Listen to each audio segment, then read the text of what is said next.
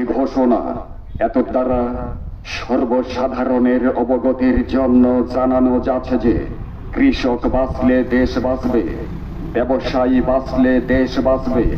এই স্লোগানকে সামনে রেখে দেশীয় টমেটো কৃষক ও ব্যবসায়ীদের স্বার্থ রক্ষার্থে দেশীয় টমেটো বাজারে থাকা অবস্থায় এলচি বিদেশি টমেটো আমদানি বন্ধের দাবিতে একটি শান্তিপূর্ণ মানববন্ধন অনুষ্ঠিত হতে যাচ্ছে।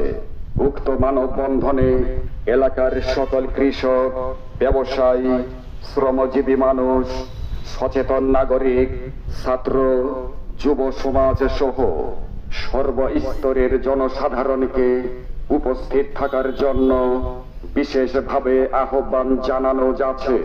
তারিখ 20-5-2026 ইংরেজি, সময় সকাল 11 ঘটিকা, স্থান গলেথা বাজার।